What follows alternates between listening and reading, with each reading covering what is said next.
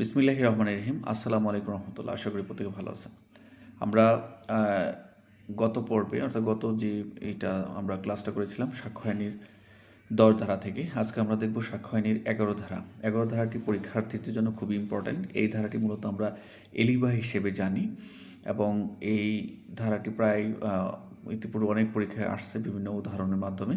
তবে এই ধারাটি যদি আমরা মনে রাখতে চাই, আমরা বলেছিলাম 3টি বিষয় আমাদের মাথায় রাখতে হবে। একটি হচ্ছে যে প্রথম বলেছিল যে এখানে 2টি বিষয়, এই যে সাক্ষ্য আইনের 11 ধারার যে 2টি বিষয় রয়েছে, একটা হচ্ছে কোনো একটা বিষয়ের সাথে কোনো অসামঞ্জস্য গরমিল, আরেকটা বিষয় হচ্ছে বিচার্য বিষয়ের সাথে যে প্রাসঙ্গিক বিষয়, যে অস্তিত্ব বা অস্তিত্বহীনতা, অসম্ভবতা বা সম্ভাব্যতা, এই ধরনের বিষয়গুলো আলোচনা করা রয়েছে। তো এখানে আমরা যেটা মনে রাখবো যে 3টি বিষয়, সেটা হচ্ছে একটা হচ্ছে প্রবাবিলিটি, একটা হচ্ছে সম্ভাব্যতা থাকবে, আর হচ্ছে ইমপ্রবাবিলিটি, আর একটা হচ্ছে অসম্ভাব্যতা থাকবে, অসম্ভব হওয়া।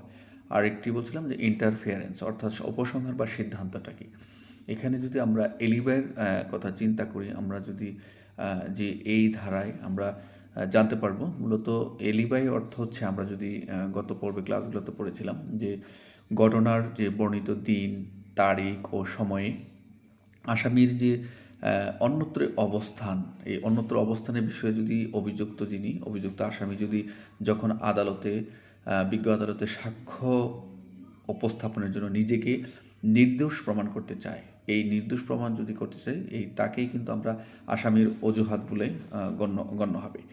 মোট কথা হচ্ছে, এখানে আরও ক্লিয়ার করে বলতে পারি যে অপরাধ সংগঠনকালে যিনি অভিযুক্ত হবেন, অর্থাৎ অপরাধ সংগঠনকালে অভিযুক্ত ব্যক্তির যে ঘটনাস্থলে না থাকার যে একটা ওজর বা এক্সকিউজ বা অজুহাত, এটাকেই আসামির অজুহাত হিসেবে গণ্য। আপনারা এই বিষয়গুলো একটু ভালো করে পড়বেন। আমরা প্রত্যেকটা সূচি আকারে আলোচনা করে যাচ্ছি এবং ক্লাসগুলোতেও আমরা একটু বিস্তারিত আলোচনা করে যাচ্ছি।